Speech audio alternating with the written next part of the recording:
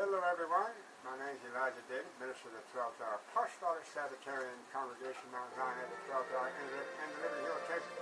Today is August 23, 2013, or evening 17, 2017. We will start our first service on this preparation day with a song entitled, The Lady of the Valley.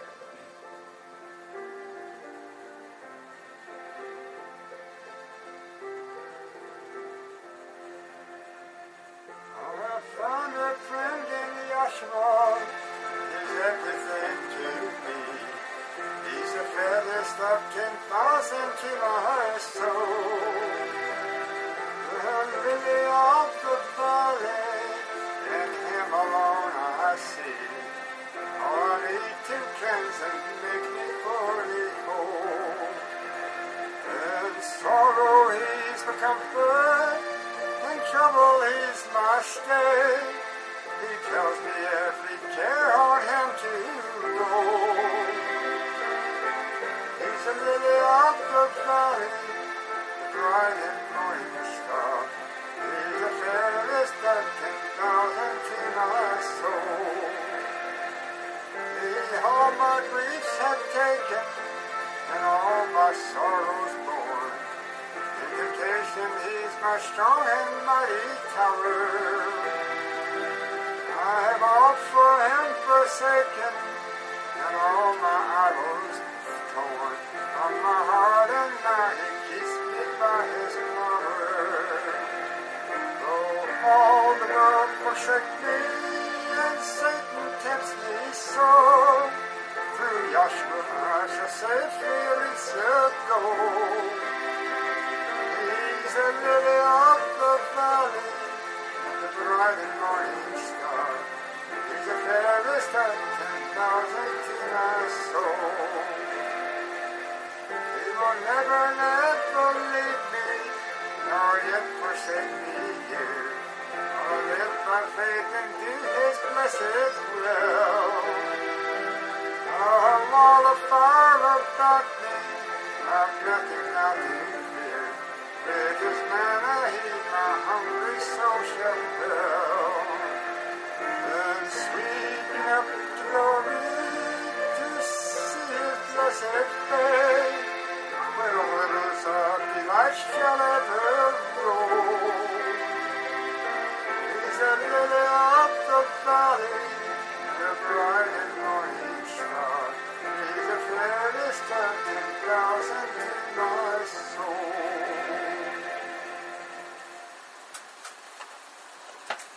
Very good. Hello everyone. Once again, this is Elijah David, and for my classmates that I'm still in touch with, better known as Getting Drunken. And I hope that this also reaches you folks out there.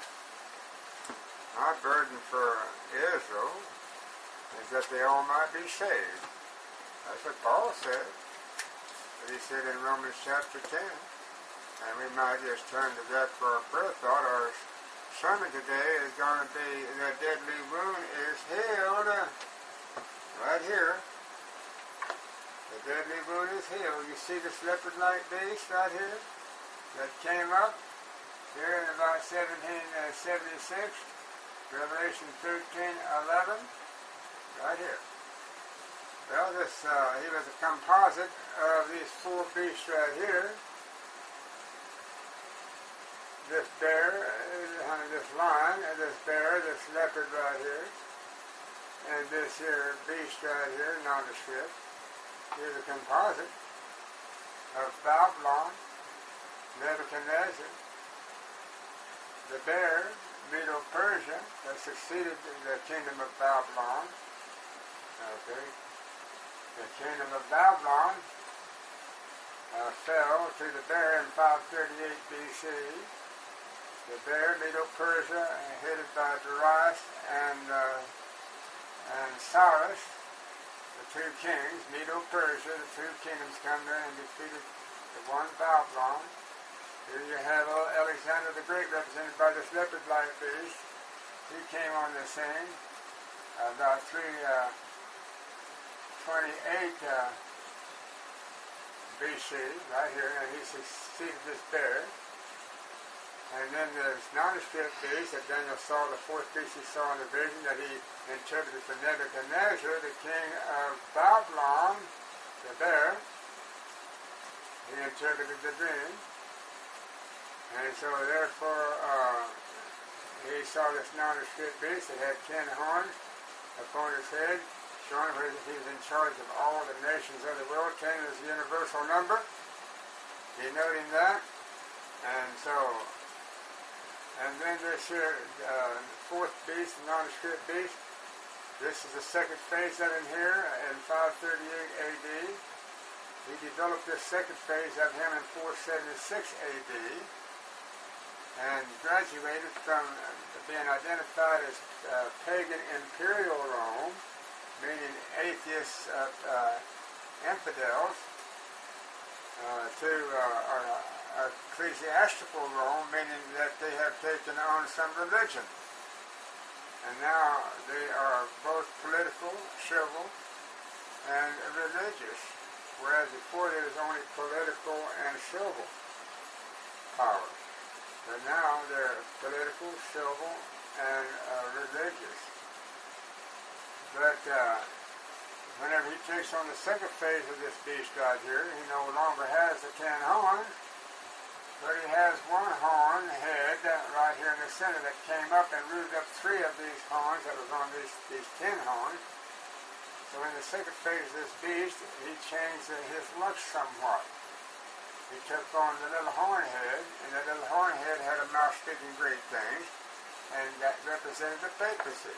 Now the papacy is organized in 476 AD, and it took the papacy until 538 AD to come into power. And that's exactly at the prophetic appointment by the 2300-day prophecy, which had the 1260-year prophecy within that 2300-day prophecy. That 1260-year prophecy that is a time period for the Dark Ages, started with this beast right here in 538 AD and reached up until 1798, when this beast right here, a composite of these 4 beasts, emerges with the 10 horns again. That these 10 horns that this imperial pagan Rome had. So now it shows that this leopard-like beast comes up in 1776, representing the United States, and found in the prophecy of Revelation 13:11, and now here he emerges, and he's got the 10 horns intact, meaning that he's in charge of all the nations of the world again. He was in charge of all the nations of the world at the cross in 31 AD when he came into power. Now he's in charge of all the nations of the world again when he comes into power, and starting in 1776. And you know what 1776 is, don't you? Officially, that's the birth of our nation. That's when the 13 colonies sent out their militiamen to fight the redcoats and win the Revolutionary War, and start our way onto the Great Republic of the Unity States of the America. And so this little fellow right here comes up at that time. And not only that, but now look, he has 7 heads that represents churches, organizations. Now it shows that he's in charge of all church organizations. But look here. He has one of those 7 heads that has a wound on it. See that red running down his head? His face? It shows that he's been wounded. One of those 7 churches have been wounded. Who are those 7 churches? You'll find them right there in Revelation. You'll find them in Revelation, starting with chapter 2. And matter of fact, we'll just turn quickly and read the names of those 7 churches that are on the head of this leopard-like beast. That's represented by these 7 heads. Now, let's just read it. Start Revelation 2:1. It says, and unto the angel of the church of the Ephesus, write these saying, he that holds the 7 stars in his right hand, who walketh in the midst of 7 golden candlesticks. Now these 7 churches, they're also represented here by this chart right here. The 7 candlesticks. Now we're going to read about those 7 heads that are also portrayed by these 7 candlesticks that have a name. And not only that, but they have now Yahshua, the true witness, that has the 7 stars in his right hand, which are the ministers of these 7 candlesticks, of these 7 heads that you saw in that leopard light beast. And now this is Yahshua, the true witness, Revelation 1:5, with the 7 stars in his right hand. And now he said that these are the 7 ministers, or they're actually the 7 angels, which are the ministers of these candlesticks that represents these 7 churches, that represents these 7 heads that are on that beast, as I showed you before. Okay, now, so let's name those 7 churches. And then let's name the angels of these 7 stars that are in charge of each one of these candlesticks that represents these 7 churches. Now here's your earthly angels. You see these men standing out here?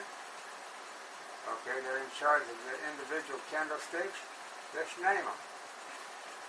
Now we'll start with Revelation chapter 2, verse 1, and unto the angel, congregation of the Ephesus, right here, Ephesus, angel. Now this angel happens to be Paul, the 12th apostle, signed to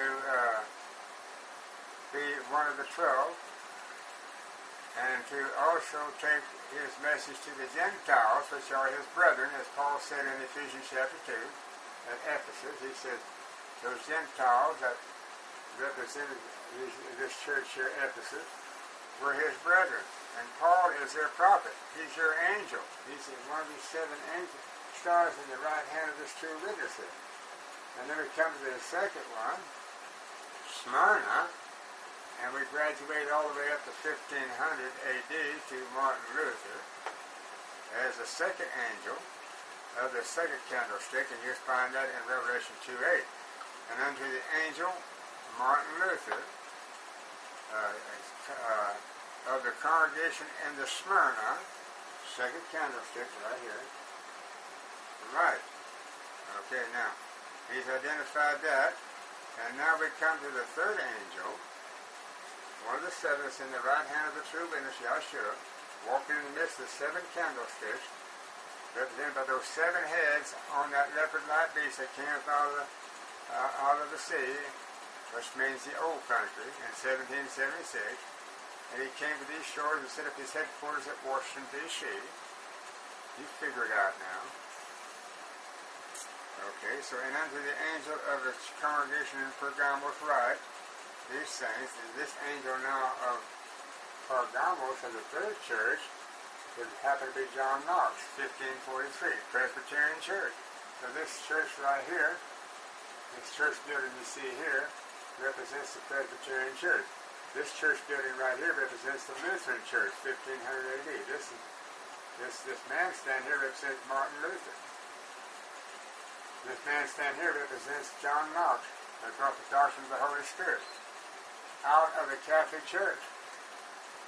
Okay. Now, Thyatira is your 4th church. This is John Wesley, the Methodist, 1725, out of England. He brings, and he's the angel of the 4th candlestick, which is right here. And then we come on down here to Sardis, and we'll find that, I believe it's in Revelation 3:1, and unto the angel of the church in Sardis write, okay, the angel of the church of Sardis then would be Alexander Campbell, the Baptist. He had a doctrine of baptism by the immersion. John Wesley had a doctrine of grace. Alexander Campbell has a doctrine of baptism by the immersion. Baptist, charge of the 5th candlestick right here. Okay. And then in Revelation 3:7, you have the sixth congregation, and unto the angel of the church in Philadelphia, and that would be William Miller, 1833. Here it is right here. It lights on him right here. William Miller, here he is. Looks just like him. This man here represents Alexander Campbell. This man here represents John Wesley, the fourth candlestick. John Knox, the third candlestick. Luther, the second candlestick, Smyrna. And the first candlestick, Paul, represents Ephesus. And now you have William Miller, representing the sixth church, Philadelphia, Church of Brotherly Love. Okay, and now then you have the seventh candlestick right here representing Laodicea, which would be the Adventist Church in 1844, William Miller, 1833, Alexander Campbell, 1810, John Wesley, 1725, John Knox, 1543, Martin Luther, 1500 AD, and here Paul, the angel of the first candlestick, Exodus 34 AD, when he was put in charge of that candlestick. So now, what are we talking about? We're talking about symbols of heads and symbols of candlesticks. These candlesticks always shows the true worship of Israel in the sanctuary that was given unto them by Moses. Wherever you see a church that's connected to a candlestick, that is the house of Israel, where true worship is performed. You'll find the ordinances and the statutes and judgments for that true worship all written in Leviticus 23. Okay. Now, having said all that, let's get back now to our original study, and that is on this here seven heads on this leopard-like beast, and hopefully we can quickly find it here. Now, here we are, seven heads, shows up on this leopard-like beast in 1776. Okay. Now, we have a little lamb-like beast. Now, he appears now on the scene. And he makes an image of the beast. Okay? These three beasts are one the same in three different times and three different stages. So he makes an image to this beast right here. Exactly whatever that beast did right here in 31 AD, when he came up and ruled over the then ancient world. This little lamb-like beast right here, the two horns, representing the Democratic Republican Party of the United States government.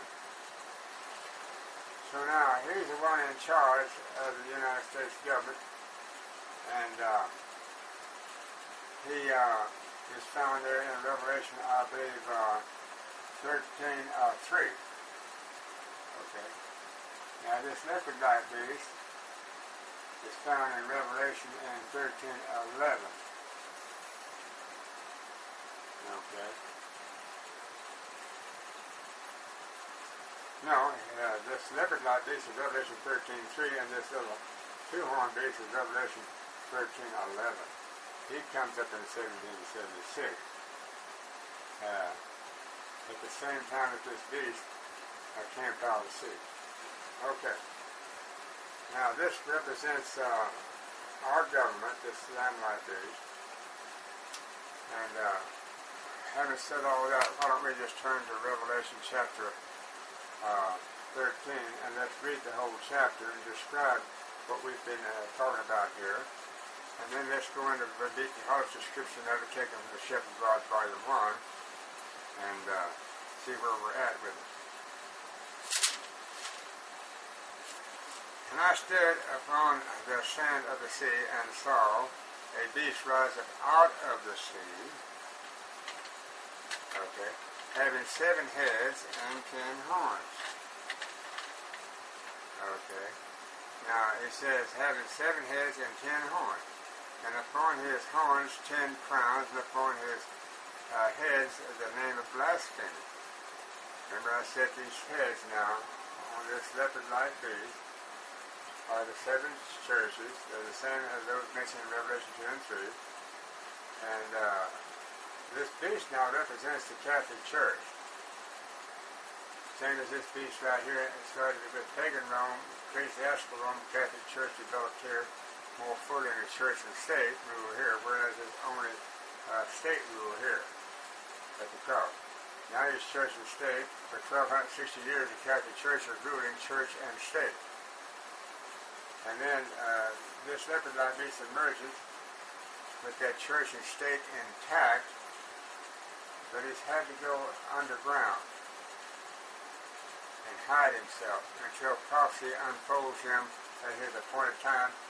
And the prophecy unfolds him right here, starting with this woman that appears in 1929, which is Mystery Babylon, Revelation 17, to take her seat upon these 7 heads, to take control of all churches and Protestant churches of the world. So now we'll wait for this, but right now let's deal with this.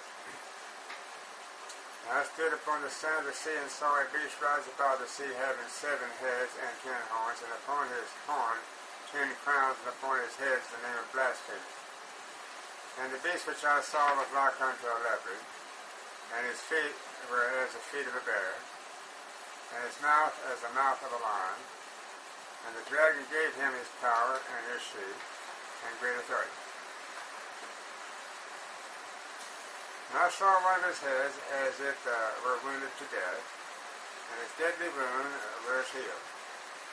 And all the world wondered after the beast. Okay. Now, you see, he said he saw this deadly wound on this beast. He saw when it was healed. Here are these 7 heads now, and now this 7th head that had the wound is healed here. This is 1929. But this leopard-like beast is no longer in charge of these 7 heads. They have graduated now, and this woman here in Revelation 17 has taken charge of these 7 heads in 1929 when the deadly wound was healed. What is the sign that the deadly wound is healed? It is when Mussolini gave the Vatican back for sovereignty as a nation in 1929. Reinstated the Pope upon his throne. And when the Adventist Church, Laodicea, the 7th church that I showed you earlier, when she stopped protesting against the Catholic Church and joined up with her, well then that's what caused the wound to be healed on this here head. And this 7th head right here represents Laodicea. But because Laodicea joined up with the Catholic Church in 1888, 1890, and allowed the Jesuits to come in and take control and charge of the Adventist Church, that's when Laodicea lost her candlestick to the Catholic Church. Now the Catholic Church represents this 7th head instead of Laodicea. Well, actually, that Laodicea is here because she joined up partners with the Catholic Church. So Laodicea is still Laodicea with the Catholic Church, the shadow government behind her that's calling all the shots for the Adventist Church. This is healed now, so now Mystery Babylon, Revelation 17, it came out of nowhere. They used to sit upon many waters here during the Dark Ages and control this beast here during the Dark Ages. The shadow government behind the Catholic government that was very visible. The Mystery Babylon, the shadow government that was invisible, she was the power, and she was calling all the shots of the Catholic Church. This woman has always been invisible, but she has always been the power behind Satan's kingdoms, all the way from the Garden of Eden, right here. And the first day of creation, when Adam and Eve fell 33 and a half years later, after they were in the Garden of Eden for 33 and a half years in a perfect state, Satan can have no rule over them. But when they fell into his trap and sin, by disobedience to Yahweh's command not to eat of the tree of forbidden tree in the Garden of Eden. And that's when Satan took over and set up his kingdom to rule this world. And he was a shadow government behind Yahweh's true government all the way down from the Garden of Eden clear on down to now. And here's this shadow government now, this mystery Babylon, invisible, sitting upon many waters, meaning that you see where all these lines are drawn to all these kingdoms. This is the shadow government behind all these kingdoms that have emerged since Noah and the flood. Okay, Noah and the flood took place 2400 BC. And so ever since 2400 BC, before the flood, Satan's kingdom has emerged and taken the leadership through all these here symbols that represents all of his kingdom. These symbols also represents the shadow government of Babylon and behind the scene. All right. So it says, and they worshiped the dragon, okay, which gave power unto the beast. Now that dragon is Satan, Lucifer, that is hiding behind this woman. He's the one giving power to this woman, that in turn gives power to this beast, which represents the Catholic Church, or more notably Rome, period. It's pagan Rome all the way. That's all Catholic Church is today. Even though they're ecclesiastical, they're still pagan. Okay. And that's really their true identity, is Rome. All the way. Now, we come down here where it says, and they worship the dragon. Now, we watch this little beast here now. That represents our United States government, and the White House is where he has his seat. Let's look at this. And they worship the dragon which gave power unto the beast. Okay. What beast? This beast right here. The final stages of this beast right here. The third and final stage of that fourth beast that Daniel saw in vision. Right here. Revelation 17. Come up in the wilderness. Wilderness of the people in the United States proper.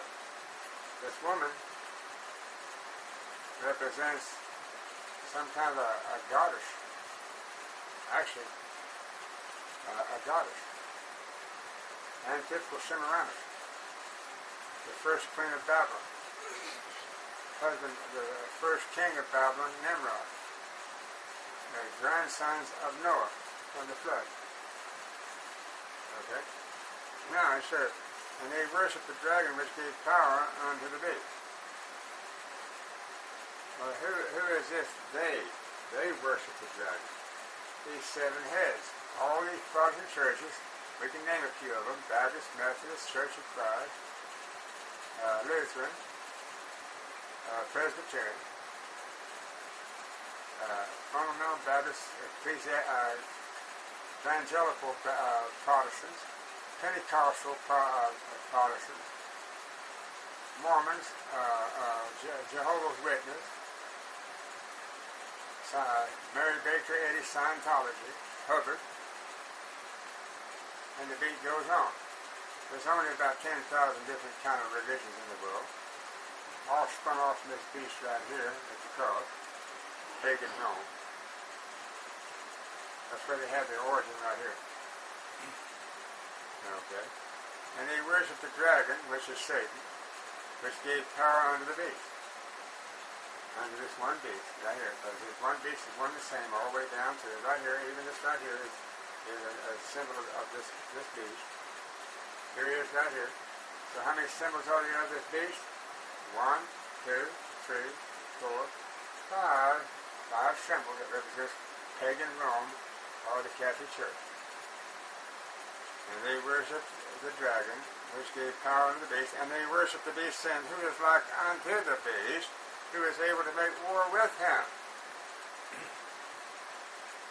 And there was given unto him a mouth speaking great things and blasphemies. And power was given unto him to continue 42 months. Now, folks, we've got to start putting some dates on some prophecy. Okay. All right, now. we've done this before, but this 42 months, I believe it's already happening. It's no doubt. Meaning when it says he's given power to continue, giving power to continue 42 months, meaning that he's already on the scene operating. So let's just pick up the latest world power that has come on the scene in our day. And that would have to be the latest presidency of the United States that came on the scene in 2009 and is already in his second term. Okay, so his second term is marked in prophecy as 40 and 2 months. So when did this 40 and 2 months begin? It began in about 2013 at the second administration of the present president. Okay. So now, it says, and it was given unto him a mouth speaking great things, and blasphemy and power is given unto him to continue 40 and 2 months. Okay. So that 40 and 2 months, according to this prophecy, will be up around 2016.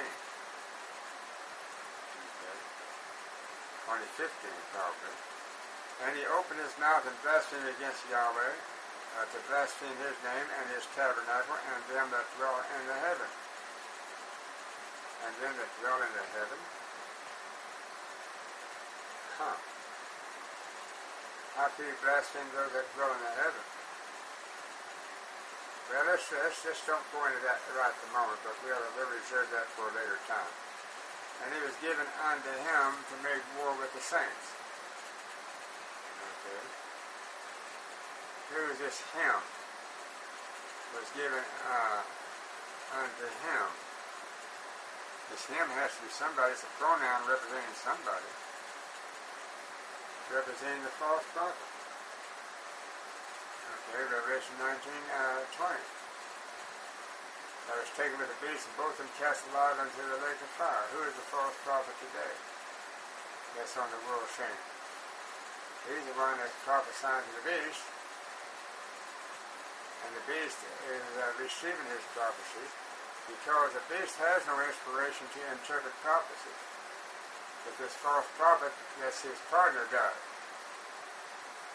But he interprets prophecy falsely. That's what he's called a false prophet. And nevertheless, he interprets prophecy for this beast. Okay, now it says, and is given unto him to make war with the saints, and to overcome them. And power is given him over all kindreds and tongues and nations. And all that dwell upon the earth shall worship him, whose names are not written in the book of the life of the Lamb slain from the foundation of the world. If any man have an ear, let him hear. He that leadeth into captivity shall go into captivity. He that killeth with the sword must be killed with the sword. Here is the patience and the faith of the saints. Now, here it is, right here. At this very crucial time in their lives, the most crucial time, is when they're all brought up with all the nations, all the saints are brought up and are commanded to bow down to this image. This little beast right here said, let us make an image to the beast. And they're commanded to come and bow down to this scarlet-colored beast found in Revelation 17 that came from the earth. And this woman that has her capital and headquarters and her seat at Washington, D.C. at the White House, whoever is a mouthpiece for that seat at the White House today, that's what this woman represents, that mouthpiece that's speaking today to the whole world. Okay? So who was given then the power to make war with the saints? The mouthpiece that this woman represents right here, Mr. Dove, that's speaking to us today from the White House in Washington, D.C. Given unto him to make war with the saints and to overcome them. And power is given him over all kindreds. You notice that all the nations of the world now, when they do something, they have to account to this here woman, mouthpiece, Washington, D.C. at the White House. So you have to answer to her. Okay. And all that dwell upon the earth shall worship him whose names are not written in the book of the life of the Lamb slain from the foundation of the world. You will find that in Revelation 5, that pictorial description of the Lamb standing in the midst of the throne. Okay. With the presence of the Father there upon the throne. The Lamb is standing before the throne. The Lamb hadn't yet graduated to taking his seat upon that throne to become the judge of this world. His Father is the judge of this world. We're looking at the judgment at this time. If any man have an ear, let him hear. He that leadeth into the captivity shall go into the captivity. He that killeth with the sword must be killed with the sword. Here is the patience and the faith of the saints. And I beheld another beast coming up out of the earth. And he had two horns like a lamb, and he spake as a dragon. Okay. Another beast came up out of the earth. He came up in the earth. Or he came out of the earth. Okay. In other words, he was born here.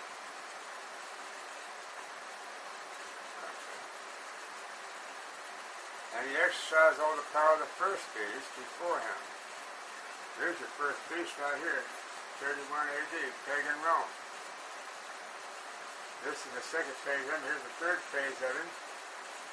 And this is actually the fourth phase of him over here. But this little beast right here represents the independent government of a single nation, the United States. And he exercised all the power of the first beast before him, and caused the earth and them which dwell therein to worship the first beast. Now making an image here of this beast right here, he's going to make everybody worship him, whose deadly wound was healed. The deadly wound is healed is here. Here are those 7 heads now representing all the Protestant church of the world that the woman's in control of. Now she takes and she places up upon her governmental body of this beast, which was raised the Catholic Church. The 10 horns show that they've lost their crowns now, and they no longer have independent parliamentary rule of their own to run their own individual nations. They've been the power of this beast for 1 hour, and they have power 1 hour with this beast, but they lose their crown. They lose their parliamentary kingship of them,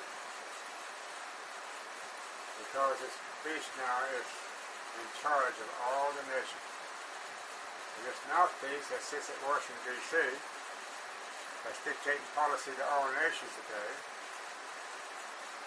And so, rightfully so, because she's pulling all the purse strings. It says, and he doeth great wonders, so that he maketh fire come down from heaven on the earth in sight of men, and deceiveth them that dwell on the earth. Okay. By the means of those miracles which he had power to do in the sight of the beast, saying unto them that dwell on the earth, that they should make an image to the beast, which had the wound by a sword and did this. Here's your image right here. Sorry to the beast, Revelation 17. To this beast right here. As I said before, this is, well actually this is the second phase of this beast here. This is the third phase, and this is this is the second phase of this beast. This is the first phase of it. This is the second phase of it, the leopard light. This is the third phase of that beast right here, pagan Rome. Okay, so now it says, and he had power to give life unto the image of the beast. Who had power to give life unto the image of the beast? This mouthpiece, this woman. This is God that's speaking for everybody. I know it shows a woman representing a female, and rightly so, because that's who this here mystery Babylon worships, is a woman. That's their female goddess that they had invented, called Semiramis. This woman is antithetical Semiramis. This is Semiramis number 2. This mystery Babylon woman. She has a name now. and a typical Semiramis. Go read the type of Semiramis. She was graduating to the heavens as a moon goddess or a deity. Okay? And she took on a name change. She had her followers, faithful followers down through the ages, organize a religion after her called the Koran. And they give her a new name, Allah, female goddess. That's your Muslim god, a female. Okay? Now, you get the picture of why it's called Mystery Babylon? Fictitious invented female goddess. That's the mouthpiece for this here Rome and her final stage as ecclesiastical Rome once again ruling over church and state, ruling over all kingdoms, all churches, including the Adventist Church. Adventist Church represents that seventh head, Laodicea. She's in charge of all the seven churches of Asia. And he had power to give life in the image of the beast, and that the image of the beast should both speak and cause that as many as would not worship the image of the beast should be killed. And he caused all, both small and great, rich and poor, free and bond, to receive a mark in their right hand or in their forehead, that no man might buy or sell, save he that had the mark or the name of the beast or the number of his name. Here is written, let him that hath understanding count the number of the beast, for it is the number of a man, and his number is 600, at 66.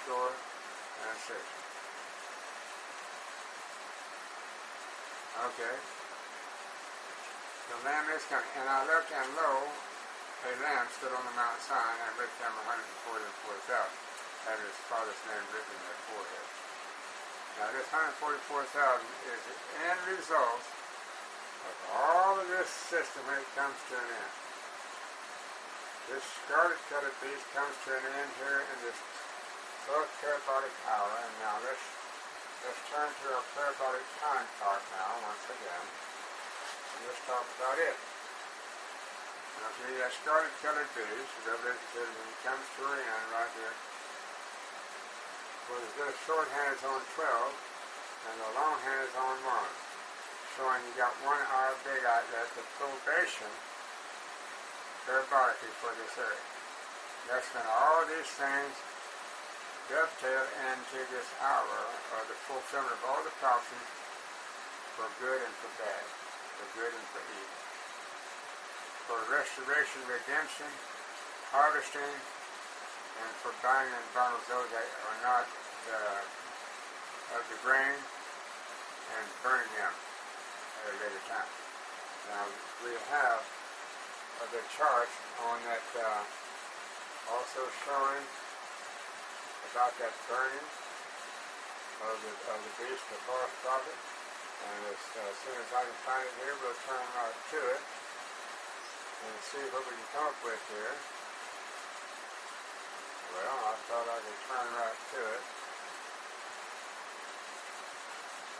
Right here shows the dragon.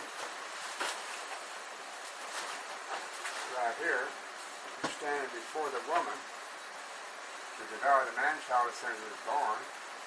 Satan, right here. The man-child was born in 4000 BC, 3,000 years ago.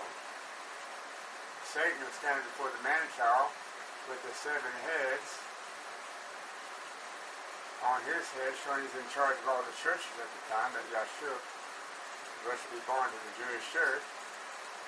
And it shows that the 10 horns, he had the 10 horns also on these here heads, representing all the nations of the world. So that the old red dragon was in charge of all the nations and all the churches back there at the time of Yahshua, what was born in the manger. Now, all this develops in our day in the end time. And finally got to the chart that I want, showing, okay, now the time comes when this mystery Babylon. You see her head right here. The 10 horns on this scarlet colored beast, Revelation 17. They're the ones that then they have power to, and had power to this beast for 1 hour. So since they had power with that beast for 1 hour, then they had power then to turn on this woman and destroy her and eat her flesh and burn her with fire once she failed them. She lost the battle to the Lamb, Revelation 17:14. So she lost the battle to the Lamb, and so these 10 horns that had power with this beast turned on her and ate her flesh and burned her with fire. And they also burned that beast. They also destroyed the beast. All the nations of the world now. And I'm talking about all the communist nations that this beast is in charge of. Has the power then to turn on the whole system. And cast into the lake of fire, fight Revelation 17:16. And then Revelation 19:20. The beast and the false prophet, the 2-horned beast represents the United States government. The false prophet that represents the president of the United States government. These two powers working together with the shadow government behind the scene, which is this woman, that gave them their power to do what they did. They're both taken and cast alive into a lake of fire. Now we're going to read about that there in Revelation 19:20. It says, and the beast was taken, and with him the false prophet that wrought miracles before him, with which he deceived them that had received the mark of the beast, and them that worshipped his image. These both were cast alive into a lake of the fire burning with the brimstone. Okay. And it says, and the remnant were slain with the sword of him that sat upon the horse. So all the remnant that weren't cast in the lake of fire, by those that this beast and this false prophet had deceived, Catholic government, the false prophet is the president of the world. He's the Antichrist as well. 1 John 2:18 has appeared. He's a man of sin that fell away there in 2 Thessalonians chapter 2, verse 3. He's a man of sin that had to fall away first. Okay. And the remnant were slain with the sword of him that sat upon the horse. So those that didn't make it into the lake of fire, that wasn't cast in the lake of fire, they were slain by the man sitting upon the horse. The man on the white horse, which is Yahshua himself. And it said it slayed them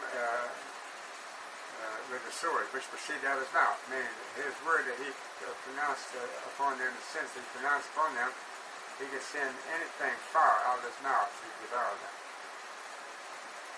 Okay. So now, we've pretty much covered our basis on this subject of Revelation 13 and 17 and the chart. Let's go to B.T. Harloff now and read his commentary. We have about 12 minutes left on this sermon. And that's taken from Shepherd Rod Volume 1, and we're on page 209, and the subject matter is entitled The Deadly Wound is Healed. And actually we're dealing with the summary of the 144,000. This is part of it. And I saw one of his heads that was wounded to death, and his deadly wound was healed. Well, we've been through that now. And go back to that other chart where it shows that on there. And let's try to do that if we can.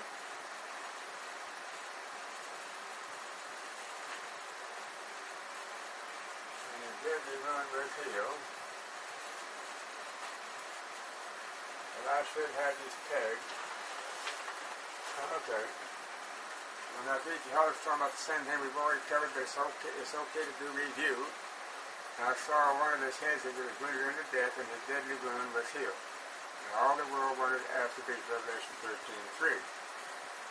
It is generally understood among the Seventh-day Adventists that since the Italian government granted civil power under the Pope on the 11th day of February 1929 to be the event of the prophetic fulfillment, we shall grant that the interpretation is correct and the deadly wound has been healed. Note the verb was, which is an adverb, which is a past tense, was the past tense adverb, and healed are both in the past tense. This being so, it is evident that the particular prophecy is to be fully understood after the fulfillment as to when and how accomplished. If the event of the above stated date fulfilled the prophecy, then we would make no mistake if we should suppose that the last part of the verse has as well met its fulfillment. And all the world wondered after the beast. Quoting from the volume 6, page 14. The prophecy of the Revelation is being fulfilled that all the world wondered after the beast. Revelation 13:3. The world being now at this present time in no better spiritual condition but worse, we may conclude that the Scripture has fully met its fulfillment. The wound has been healed as well as the world has wondered after the beast.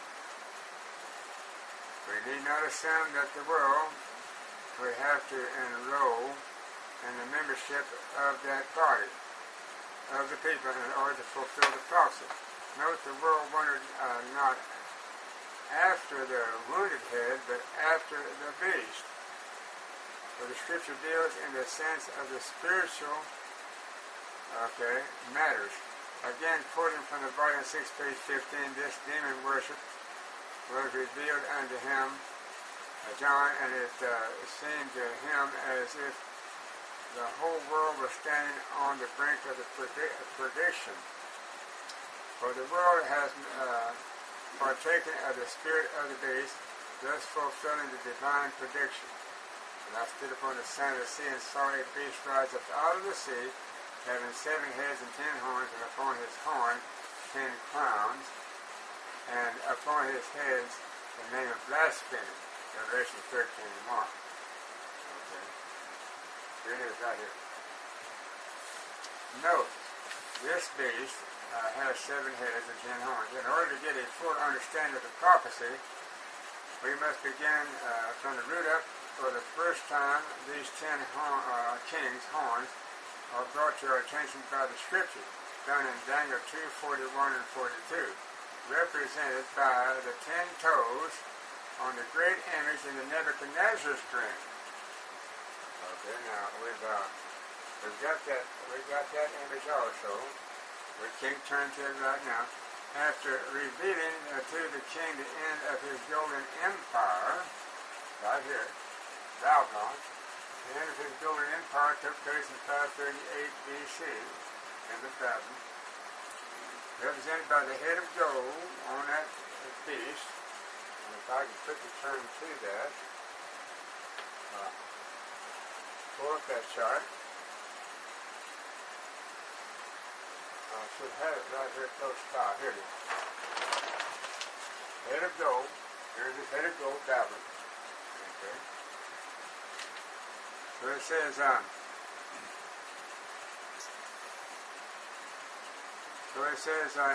note that the beast has 7 heads and 10 horns. In order to get a full understanding of prophecy, we must begin from the root up. For the first time, these 10 king horns are brought to our attention by the Scriptures found in Daniel 2:41 and 42, represented by the 10 toes, right here, 5 toes, 5 toes, on the great image in the Nebuchadnezzar's dream. After revealing to the king the end of the golden empire represented by the head of gold, right there, head of gold, and down through the stream of time to the second coming of the Yahshua, Daniel says, and in the days of these kings shall the Elohim of the heavens set up a kingdom which shall never be destroyed, Daniel 2:44. And we represent that kingdom now, the everlasting kingdom of heaven that's set up with us here, called the everlasting kingdom of David. And I sit in this seat representing antithetical David. And Daniel 7, this same prophecy of the world's history is repeated in the symbol of the beast, for the king represented by the toes of the great image, or this time represented by the 10 horns of the fourth and nondescript beast in the verse 7. For the reason for the duplicate is to bring the truth of the little horn, papal power, verse 8. The 10 horns kings are repeated again in Revelation 13:1 to point out the time of the prophecy as explained by the Daniel. In the days these kings shall the Elohim of the heavens set up a kingdom. Note that this leopard beast of Revelation 13:1-3, and when you rise out of the sea, in a like manner as the four beasts of Daniel 7, therefore the process that brings about this beast on the stage of action is the same as those representing Babylon, Medo, Persia, Grecia, and Rome. If the 10 horns of this beast represents the kings now in the existence, at which time shall the Elohim of the heavens set up a kingdom, according to the words of the Daniel, then the beast himself represents the period following Rome as the breaking down of the Roman Empire brought about the existence of these kings. It is also being termed Rome in her broken shape, symbolized by the great image of Daniel 2:42, the feet and the toes of which are composed of the iron and the clay. Iron is a metal which represents Rome, the clay, the broken part. And I stood upon the side of the sea and saw a beast rise above the sea, having 7 heads and 10 horns, and upon his horns 10 crowns, and upon his heads the name of blasphemy, Revelation 13:1. For the symbol given by the inspiration of perfectly capable of revealing the truth beyond a shadow of a doubt. Any interpretation of the prophecy that does not come up unto the exact specification by the symbol is not the kind that can be depended upon, and sooner or later would be exploded. This brings the close of our study this hour. You can contact us at the 11th hour call. That's not 11. Click on our audio archive to hear this message and more. We will close now with a song entitled, "Oh, Worship the King."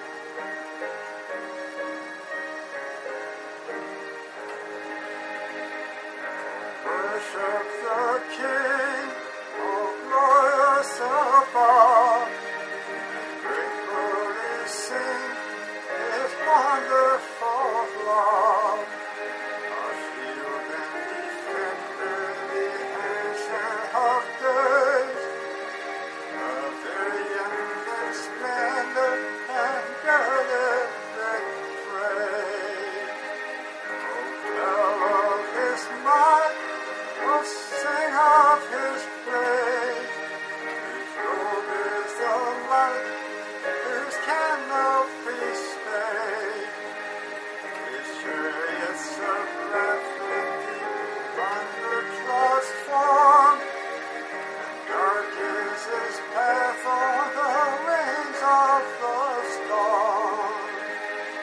That bountiful care, what tongue can recite?